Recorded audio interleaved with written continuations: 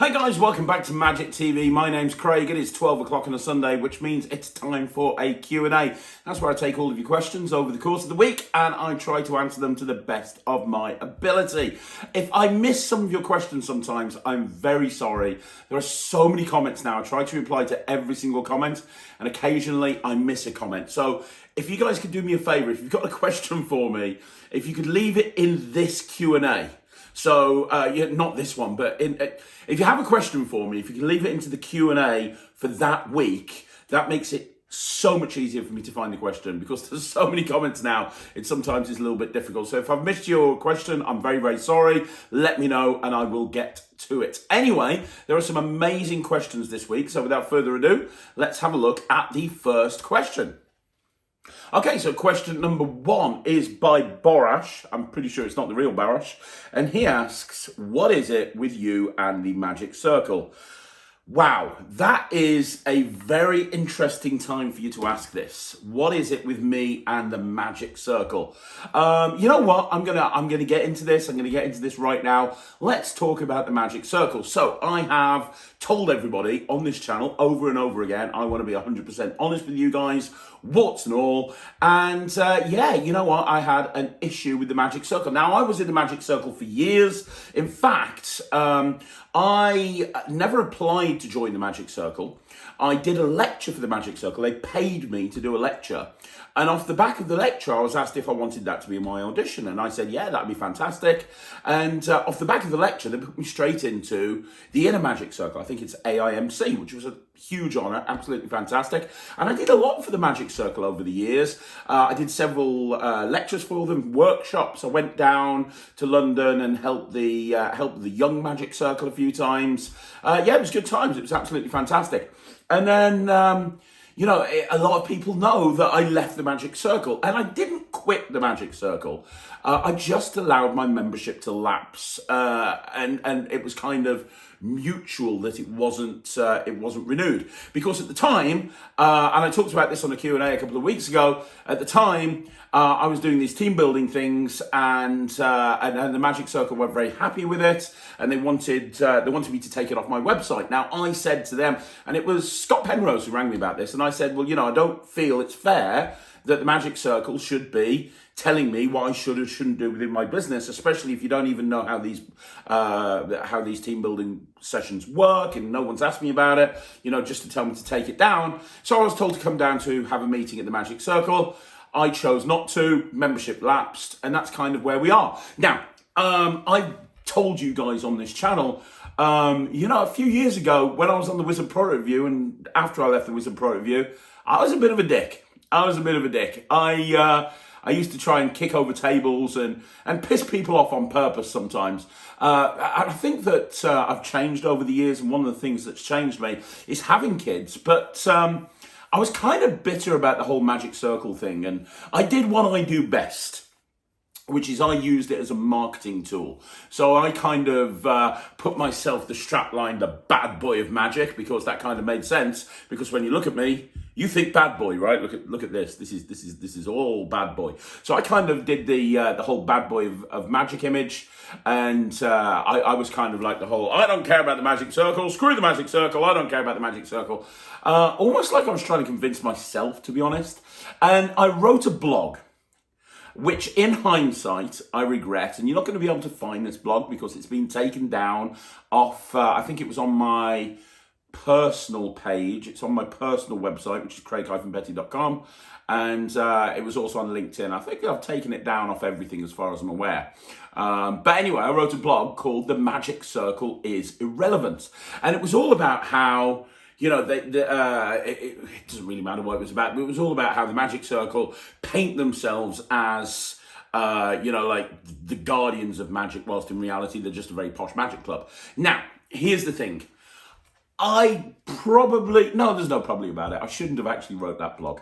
Shouldn't have wrote that blog. I should have left well alone.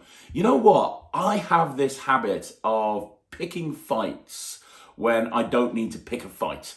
And it comes from the whole thing where I like to be honest. And I've talked about this on this channel before. I've talked about how magicians should be more honest with each other in every single aspect. You know, if you see a magician who does a really bad job, I've seen it in magic clubs all the time. You know, you see a magician who absolutely sucks in a competition and everyone goes, oh, that was amazing, that was amazing, that was amazing.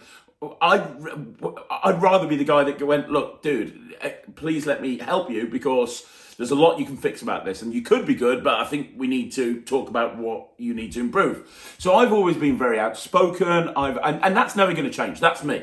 You know, the reason I do a rant on a Friday is because there is stuff in the magic community that pisses me off and I like to talk about it. And I think that we should. I don't think we should bottle stuff up. The stuff that I talk about in the magic rants is stuff that I genuinely believe about. But notice, I have never once ranted on a magic rant about the magic circle. I've ranted about magic clubs, but I actually said in there, yeah, the magic circle, this doesn't apply to the magic circle. I've never actually ranted about the magic circle. And in hindsight, and I'll be honest right now, I shouldn't have wrote the blog. I don't, because a lot of the points that I was making in there, they pissed off the members of the magic circle. And you know what? Yeah, I shouldn't have wrote it. Shouldn't have wrote it, which is why I've deleted it off all of my websites. Anyway, over Christmas or just before Christmas, they did this whole magic circle unlocked thing, which I thought was really good. I thought that was a really great way to get people to know about the magic circle. I've got to be honest with you, I've had a lot of good times at the magic circle. Yes, I got really annoyed with them because I was really peed off that I'd left and they challenged me about the team building thing. But I can't deny the fact that I had a lot of good times at the magic circle. It's a great building. There's a bunch of people that are really, really nice. And, just like in any club, there's some people that aren't that nice, but that's not about the magic circle. That's just about the people. But anyway, they did this whole magic circle unlock thing, which is exceptional. And actually, I think they've got coming up in a few days another magic circle unlock where they're going to be looking at the soaring in half. And they're going to be, I think that Richard Young's involved in that. And that's going to be amazing. I know it is. The first one was absolutely amazing. And I think the second one will be amazing as well. And I've got some great people. I think that things have changed a lot recently. I don't know if I don't have anything to do with the magic circle anymore, but I think the council's changed around and I think the people on the council have changed around. And I can see a real positive vibe about the circle, which I didn't see when I wrote the blog, but I'm seeing it now. So yeah, should I be on? Yeah, I'm going to be completely honest with you guys. So you know what? I regret writing that blog. And if anybody here is watching for the magic circle right now, I apologize. Shouldn't have wrote the blog. Shouldn't have been done. Anyway, by the by, in the spirit of being completely honest with you guys, I actually reached out to the magic circle just before Christmas. I spoke to Mike Sullivan, the membership secretary or membership person, and I spoke to Owen Strickland, who is like the Midlands, I'm in the Midlands, he's the Midlands representative or something like that. And I was like, you know what? I'd actually quite like to come back to the magic circle. I've changed from when I wrote that blog. I've changed. I was quite bitter towards magic. I was quite bitter towards magicians. I was quite bitter towards the magic community. I felt that, I had to step away. And I did have to step away. I've talked about this. It was when I was getting a lot of shit off everybody. I had to step away and I was taking my anger out on everyone. I was like, I've changed since then. I've had kids. I'm in a much better place. I think it'd be quite nice to get back into the magic circle. Do you think that's possible? And I was told to apply. I was told to, hey, put an application in and the council could discuss it and we can see how things go. So I did. And I got an email. I got an email back the other day, just yesterday actually. I'm filming this on the Thursday for the Sunday. I'm filming it Thursday night. And I got an email back yesterday saying, hey, we've discussed this in the council and I can't remember the phrasing, but we don't think that we want you back in the magic circle. So the £100 that you paid, we're going to refund you. Now, that's fair enough. I did kick over some tables. I did write a blog pissing them off. I did annoy a lot of the members, and that's Fair enough. The main reason I wanted to rejoin the Magic Circle, though, wasn't because of me, it was because of Ryland. He's 8 years old now, and I would like him to join the Young Magic Circle when he's 10. He's absolutely obsessed with magic, and I don't want him to go into the Young Magic Circle and have other people there go, oh, you're Ryland, yeah, your dad's the guy that got kicked out of the Magic Circle for doing this and this and this and this and this. The whole purpose of this channel, the whole reason I'm doing this YouTube channel is to try and give back to the community and just have the name Craig Petty associated with positivity. You know, that's why I'm spending so much time and effort putting videos together like the how to be a stage magician and how to deal with nerves and how to deal with performance anxiety and how to deal with audience management and all the other videos I've got planned moving forward and all the other stuff I've got planned. It's all because, you know, I'm in a situation right now where I'm quite successful in my business, and now is the time. I'm 44 years old. Now's the time where I want to give back to magic as much as I can. I feel I'm in a position where I can do that, and that's what I want to do, which is why this channel was put together. And I wanted to join the magic. I don't even know why I'm talking to you about all this. Anyway. So no, I'm not in the Magic Circle. I don't think I'm going to be in the Magic Circle again based on the email that I had, which is a shame because I'd like to join. And Ryland will definitely be applying to go into the Young Magic Circle when he's 10. But, you know, that's the way it is. They've made their decision. That's absolutely fine.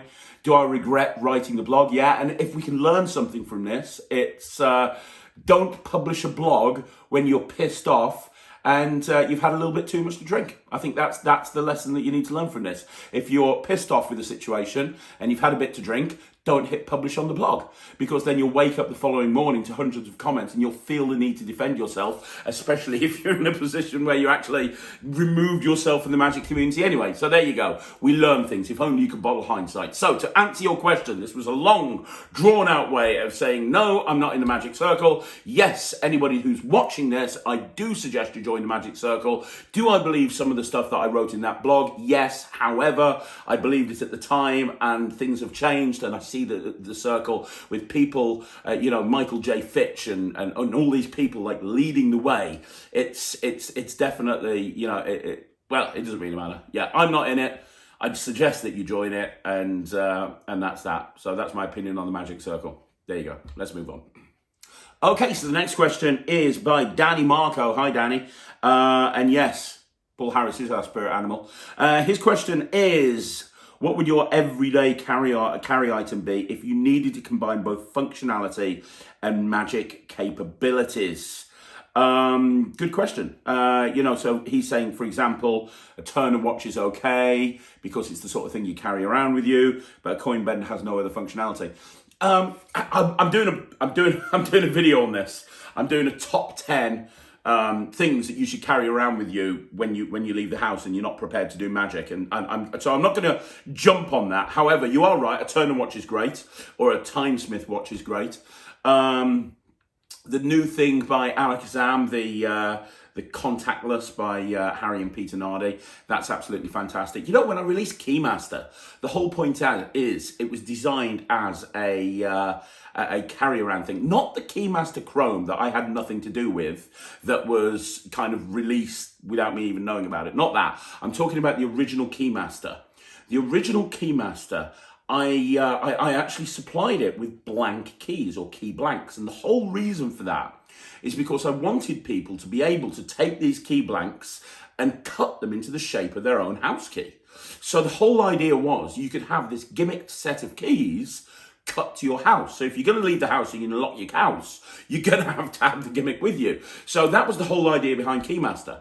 And I do that. I carry my keys are a Keymaster. Other stuff that works in that vein is Pro Flight by Nick Einhorn. That's a really great idea. And Extreme Burn. Because although, you know, if you're going to carry a wallet around with you, it's very easy to nip an Extreme Burn set into your wallet. And you know what? I was interviewing Doc Eason for this channel. Amazing interview, by the way. It's coming soon. And Doc said that he never goes anywhere without an Extreme Burn gimmick in his wallet. And he does it absolutely all the time. And I'll tell you something. If you're out and about and you're wearing... I'm going to give you a big tip right now, which I'm going to put on the video anyway. But here's a big tip for you.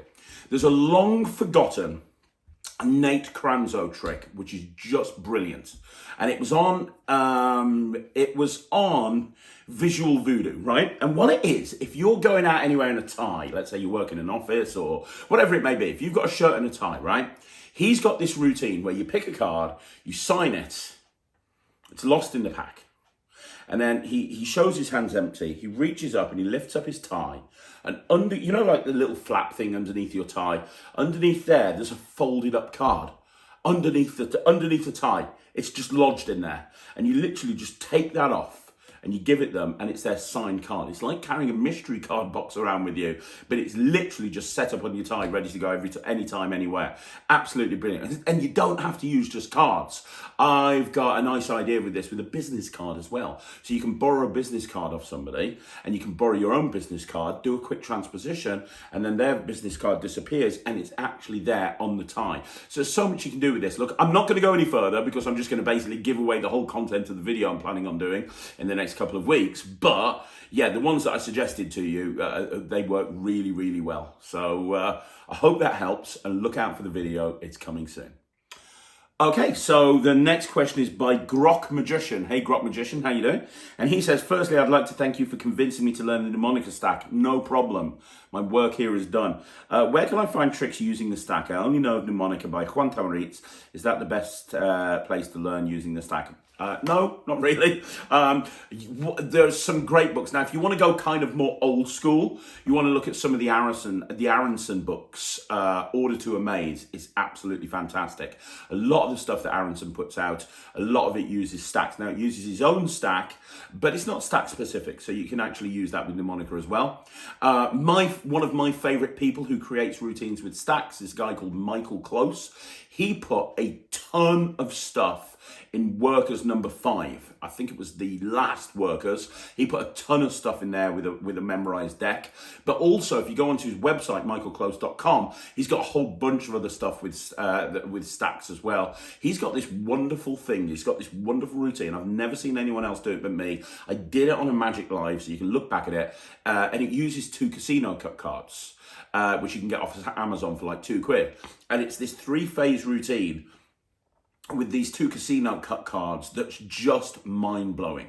So you want to check out some of Michael Close's stuff, specifically Workers number 5. You also want to look at some of the stuff by Darwin Ortiz. Darwin Ortiz has some great stuff with the stack, peppered throughout his books and his DVDs and his downloads. He's got quite a lot of stuff. My favorite Darwin Ortiz routine is luck test or luck test. It's a great opening routine. He asks somebody, are you lucky? Are you lucky? And he gets them to name a card. He gives them a card. He gets them to put it face up in a face down deck, and they've put it right next to the selected card, and the deck's immediately reset into stack. That is amazing. 2 more books that you want to have a look at is Order to Amaze by Pitt Hartling. Order to Amaze is nothing but stack work, and I've done a lot of his stuff on the Magic Lives as well. And he at the second half of the book uses a principle he created called the quartet principle, which is a way of using a memorized deck to do really flashy ace productions, but not just ace productions.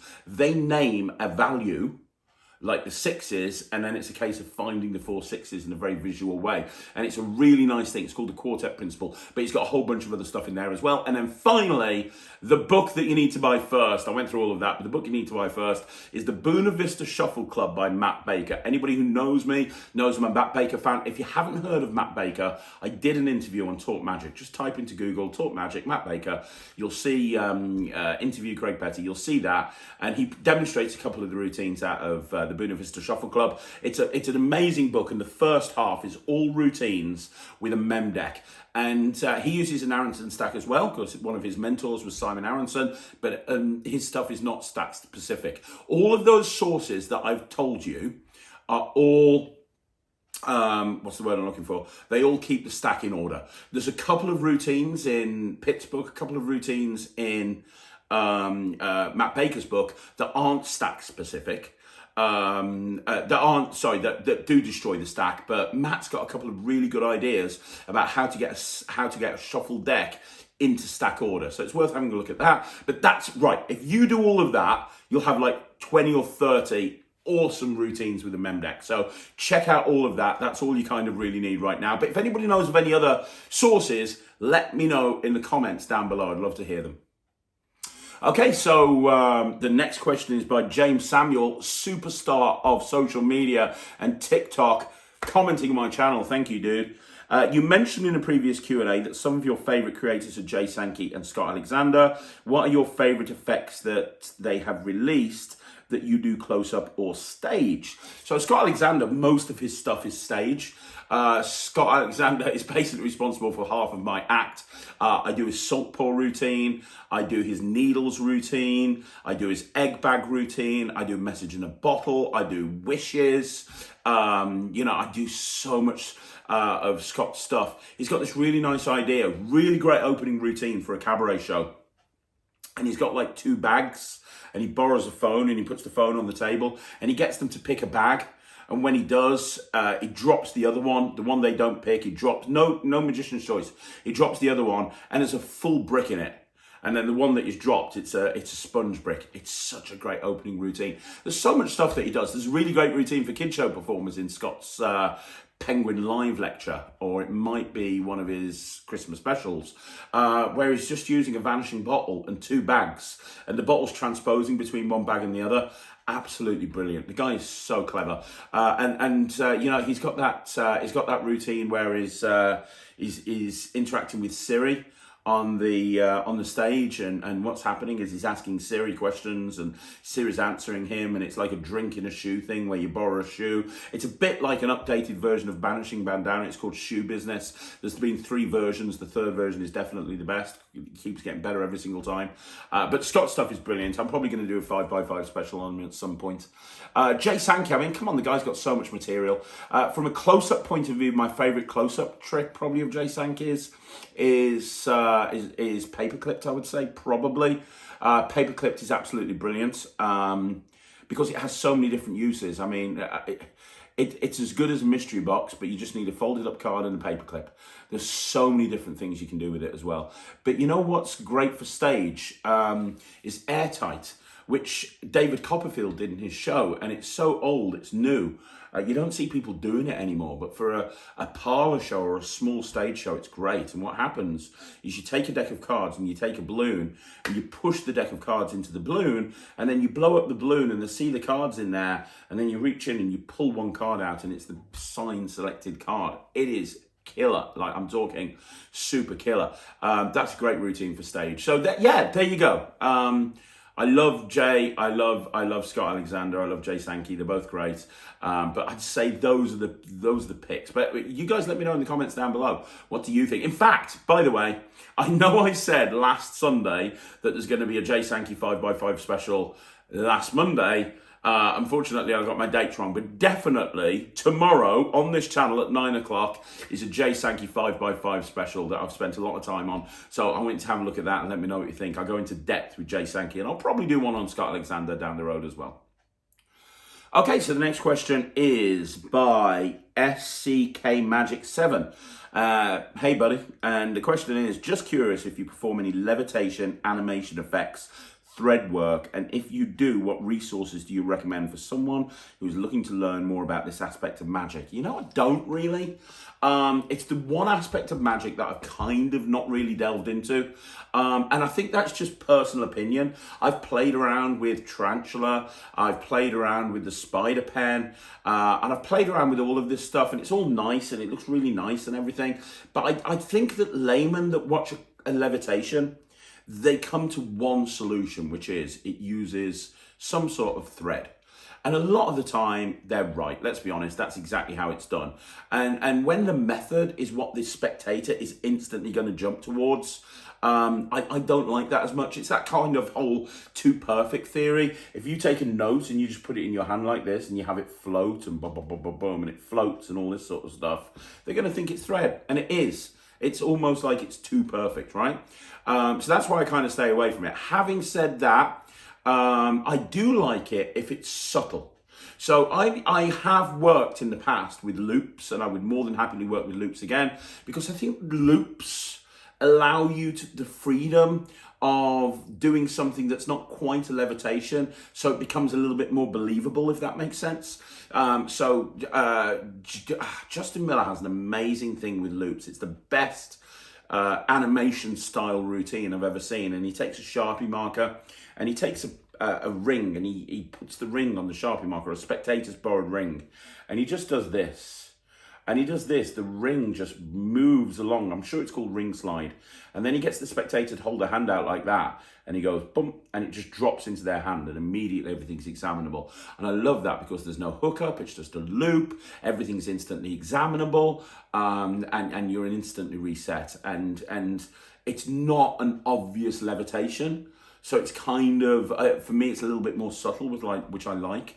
The other thing that I quite like is borrowing some spectators' glasses and just putting them down in front of you and having them flip over, or having the arms close. And again, that's easy to do with loops. But again, I like that because it's a borrowed object, like the coin's a borrowed object. The glasses are a borrowed object. And it's not a full-on levitation. I think that's where I like it the best, where it's not a full-on levitation, which is why, for me, loops is the way to go, because there's so much stuff that you can do with loops. But I really would suggest that you look into Justin Miller's routine. Look into Justin Miller's ring slide. It's the best use of loops that I've ever seen. And if you want one more reference, I don't do this, but I remember the first time I saw it, I was absolutely blown away, which is Tom Wright's Chill. Is it Chill? I'm sure it's Chill. Tom Wright's Chill. And it's a haunted deck routine. It's a haunted deck. And the hookup is really, really commercial, because you get into it, you get out of it very easily. It uses a regular deck of cards, but it's a haunted deck with a regular deck of cards done in your hands. It looks amazing. And I remember the first time I saw Tom Wright do that, it was at the Lads Convention back in the day, and I saw it and I was like, oh my God, this is just so good. So it's still available, but you know, it's so old, it's new. So have a look at that, have a look at loops. That's kind of where I point you towards. But outside of that, I don't really do much with thread, I'm afraid. Hope that helped. Okay, so the next question is by Stevie Seltzer Moves. Right, hey Stevie, how you doing? Hope you're well. In bar club magic, have you ever performed to so many people you forget what you performed and who to, and how do you get around this? Yeah, it can happen. You know, if you're there for a long time, if you're doing a 3-hour stint in a restaurant or a bar or something like that, it can happen. You know, you kind of forget that you've been over to those people, especially if it's been a long night. What I do is I just, it's in my intro. I try to remember people as much as possible, but I'll go over to people and I'll say, hey, how you doing? My name's Craig. I'm the magician. If it's later on towards the evening and there's a chance that I might have already gone over to them, hey, my name's Craig. I'm the magician here this evening. How you doing? Have I caught you yet? Have you managed to see any magic yet? And they'll, if they've seen it, they'll go, yeah. And I go, awesome, fantastic. Do you want to see a little bit more?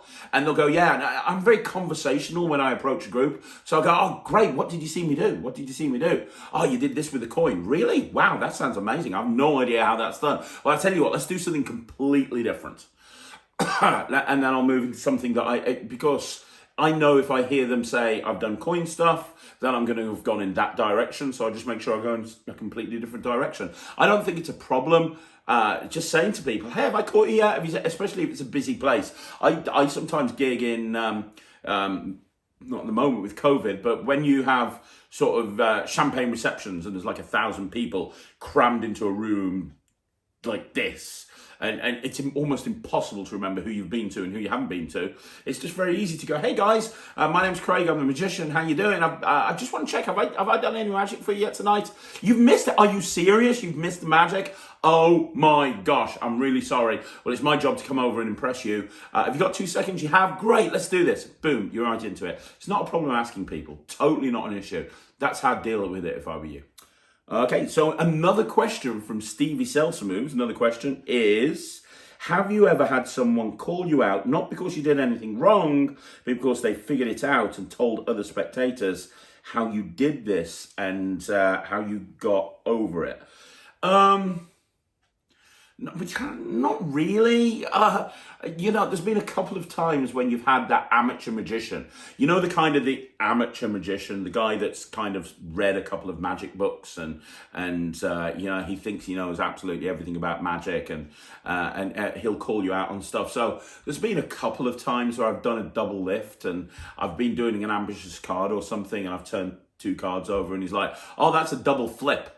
A lot of these people, they don't call it a double lift, they call it a double flip. Oh, that's a double flip, he's turned 2 cards over. If I hear them say that, the easy way to get around it is just to do a KM move. And just do a KM, because they're not going to know a KM move. If they're calling it a double flip, they're not going to know a KM move.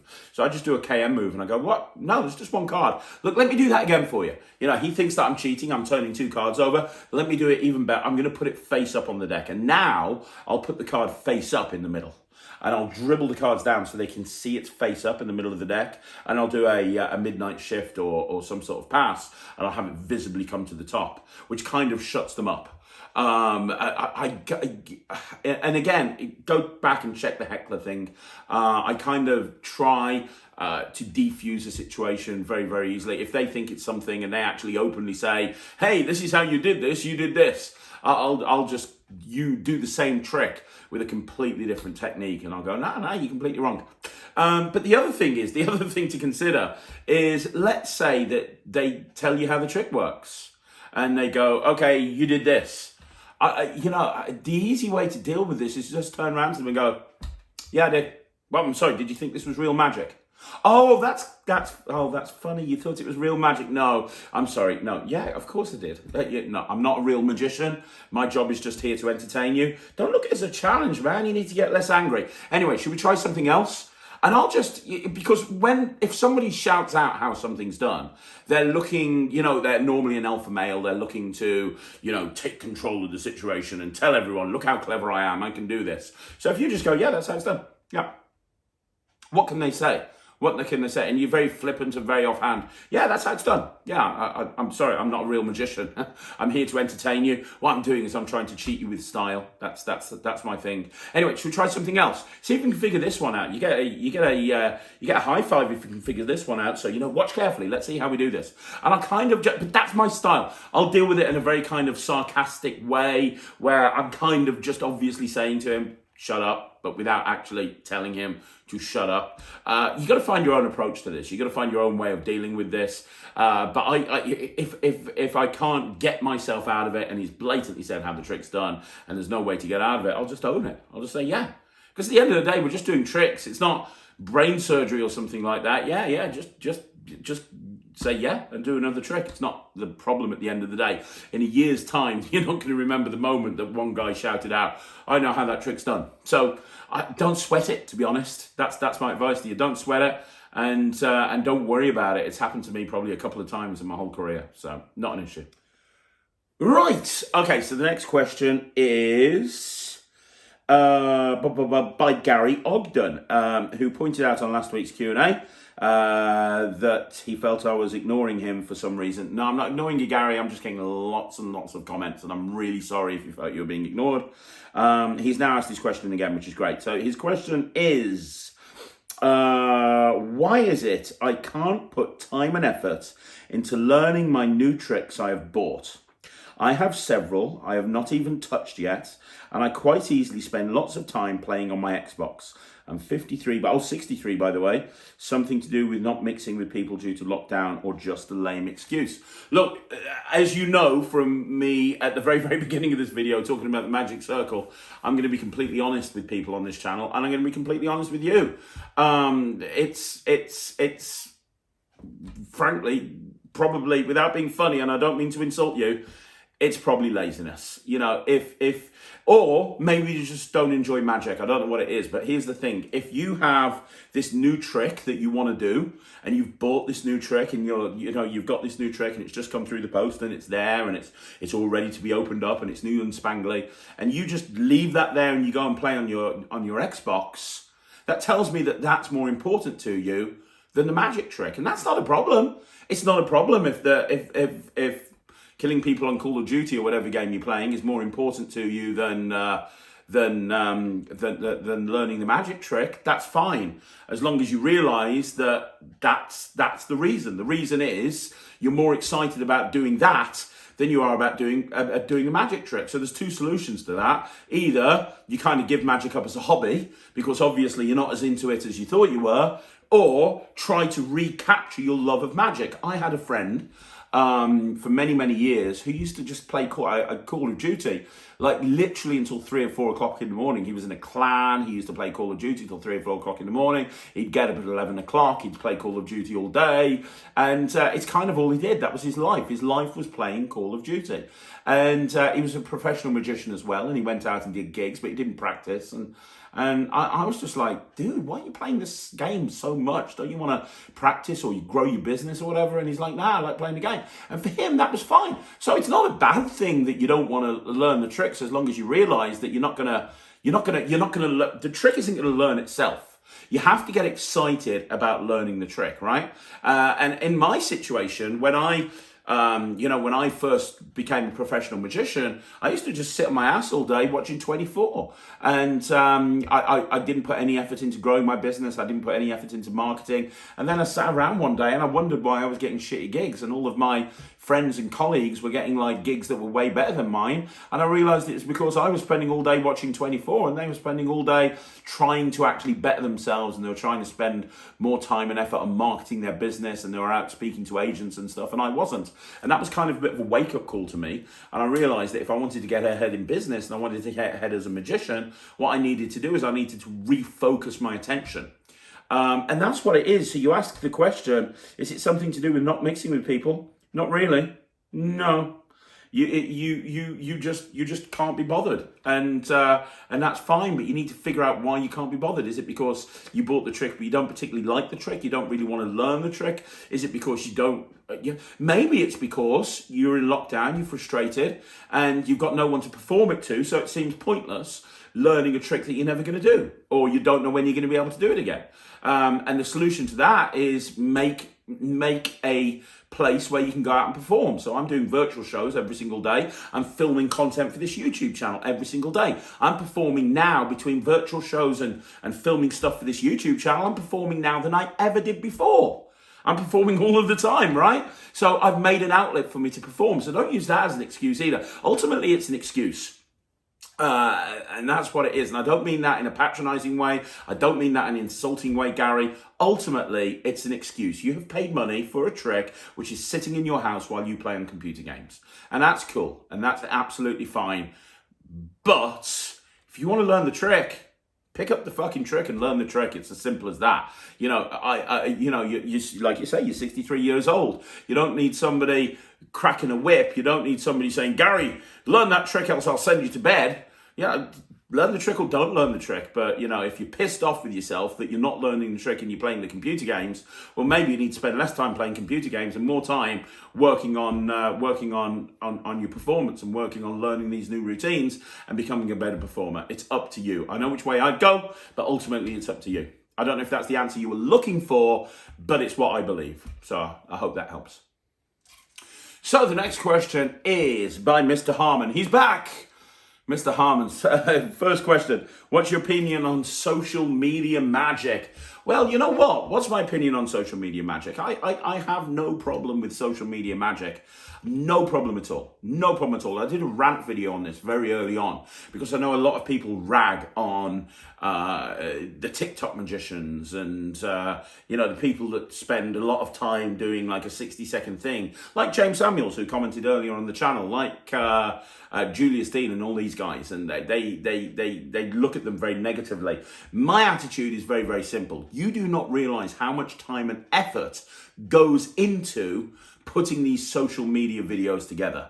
These guys work their ass off. They work their fingers to the bone. They spend ages, they spend a fortune on getting the right lighting. Then they immerse themselves. They learn all about lighting and they learn all about staging a trick and scripting it. And then they have to learn about the algorithms. I know, because obviously I'm doing a lot of YouTube right now and I'm not doing traditional social media magic. I'm doing a channel for magicians, but I've had to spend so much time and effort learning about YouTube. And I've had conversations with James Samuels and he'll talk to me about TikTok, and I'm like, my God, what you're saying is blowing my mind.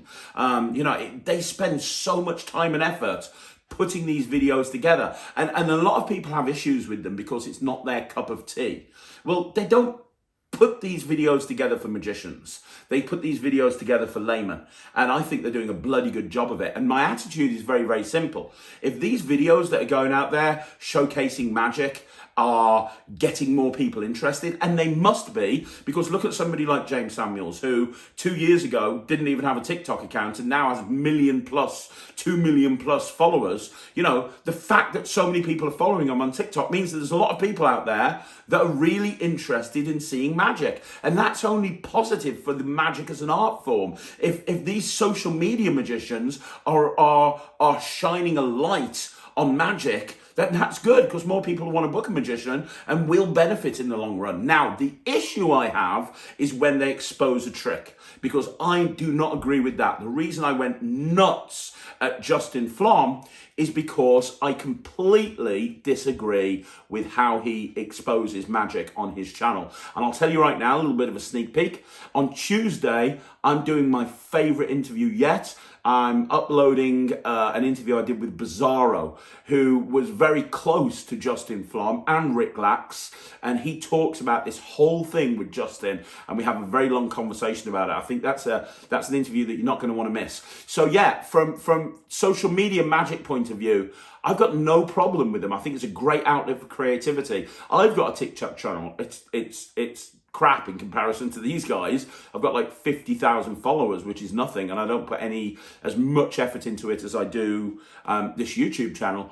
But I understand how difficult it was just to get to that position. So these guys work their fingers to the bone. So as long as they're not exposing magic, and I think that's where you're crossing the line, but I think as long as you're not exposing magic, I think it's good for the industry. And I think it's good for the public perception of magic. So yeah, I've got no problem with people doing social media magic.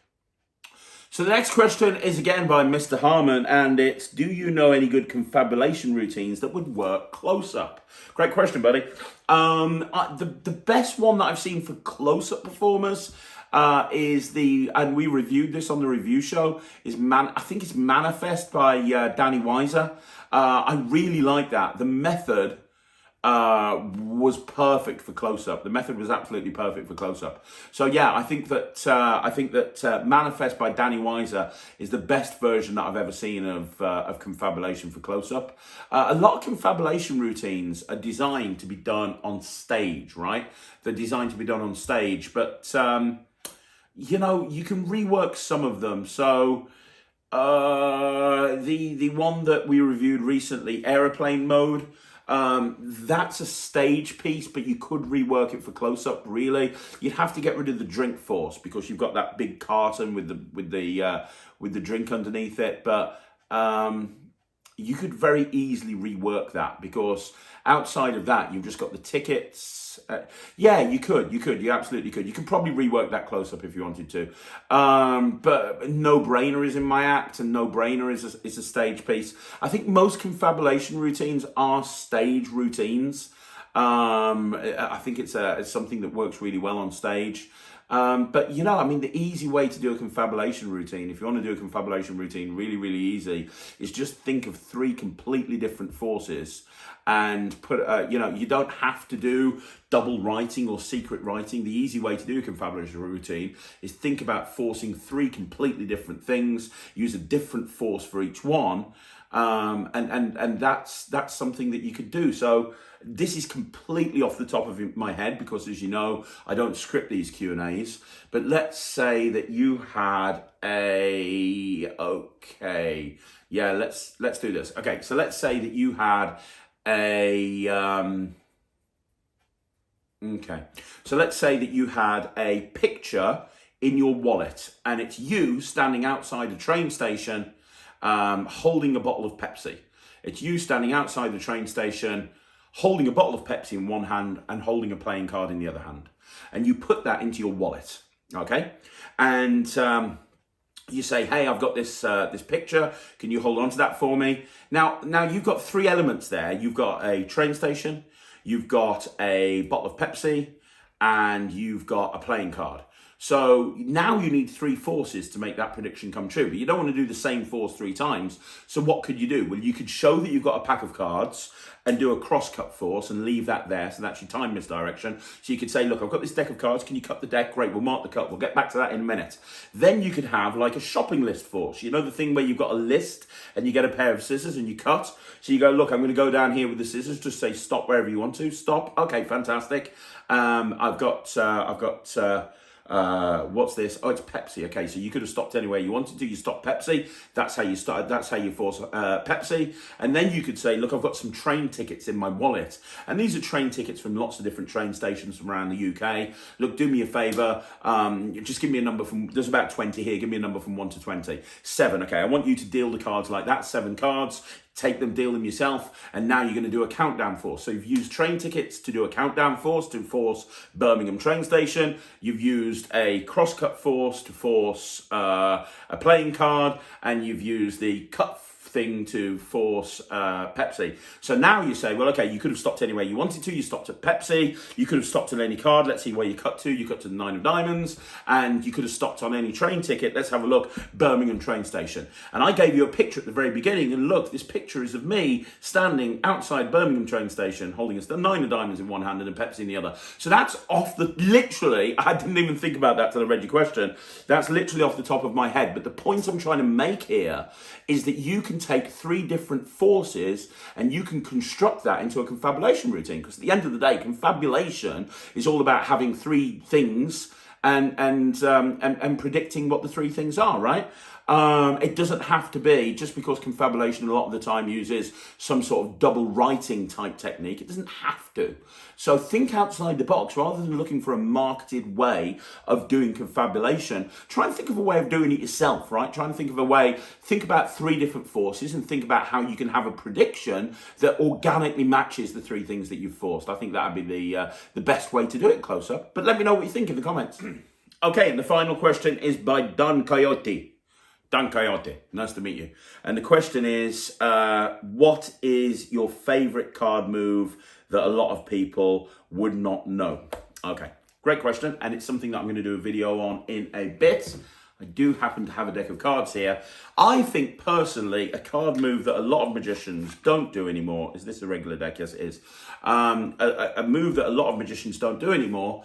And as I say, this is going to be a video at some point in the future. But a move that a lot of magicians don't do anymore is the Kelly bottom replacement, or the Yvette Master move. Which if you guys don't know what that is, it's the whole idea of somebody saying stop, you show the card, in this case it's the 8 of heart clubs, you put it back in the deck, you dribble down and you control that card to the bottom. That is the Yvette Master move, or the Kelly bottom replacement.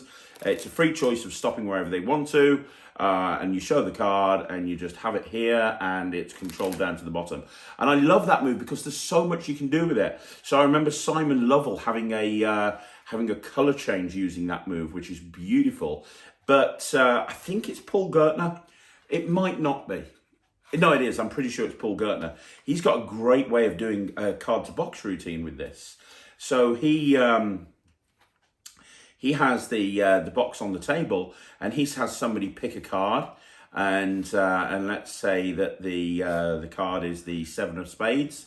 So they take the 7 of spades, they sign it, and you put it down on the table, and then you shuffle the cards. And you say, look, this is the idea. I want you to we're going to put your card back anywhere you want to. So let's just put this here, say stop, and they say stop, and they put it in here. They can then shuffle the cards. And obviously in the action of moving the box out of the way, you've actually loaded their card into the box. And that uses the Kelly bottom replacement. So for me, a move that's got a lot of potential. I remember Apollo Robbins using a version of the Kelly bottom replacement to body load cards on people. I put a routine out on my DVD, Locked in a Room Without Coins, and it was all card routines, and it was called Superman. And the whole idea is 3 people would pick a card, sign them and leave them in the pack. And then what happened is one person, I'd snap my fingers and I'd say, look, your 3 cards have gone. And the guy that I'm looking at, I say, look, the reason is the first card is in your top pocket, and they'd look down at their top pocket and there'd be a card there. The second card is under your watch, and they turn the watch over and there's a card under the watch, and the third card's in their shoe, and they take their shoe off and they look in the shoe and the card's there. It's called Superman. It's unlocked in a room without coins. And the way that I loaded the card into the top pocket is I used the Kelly bottom replacement. So they pick a card, they look at it, they remember it, it's lost in the pack, and then I say to them, do me a favour, can you come stand over here? And in that action of saying, can you stand over there, that immediately just gets loaded into their pocket. I'm like, great, hold your hand out, and that's when I get the other two cards. So yeah, the Kelly bot replacement, the Yvette Master move, in my opinion, is a move that hardly anyone does, and I use it in so many different ways. Let me know in the comments down below, does anybody else use the Yvette Master move, the Kelly bottom replacement? If you do, what do you think of it? How do you find it? And if you don't, have I convinced you to learn it? Let me know in the comments down below. I want to know what you think. So there you go. That is another Q&A, guys. Thank you very much for joining me. Let me tell you what's happening on the channel over the next couple of days. Tomorrow, we have an interview with Bizarro, Las Vegas magician, creator, performer, and we're talking, it is the most controversial interview I've ever done on this channel. It's going to be one that you really want to watch. That's on Tuesday. On Monday, we have a J Sankey 5x5 special. That's going to be brilliant. On Wednesday, I'm back with a review show with Ryan. And on Thursday, I'm doing another of my 3 best series. And this one's probably my favourite one yet, so you want to look out for that. And then on Friday, I've got a very special rant. So we've got a whole bunch of stuff coming up. Let me know in the comments down below what you think. Please like the video. It really helps. And I will be back tomorrow with another video. So I'll see you then. Thanks very much for watching. My name's Craig from Magic TV.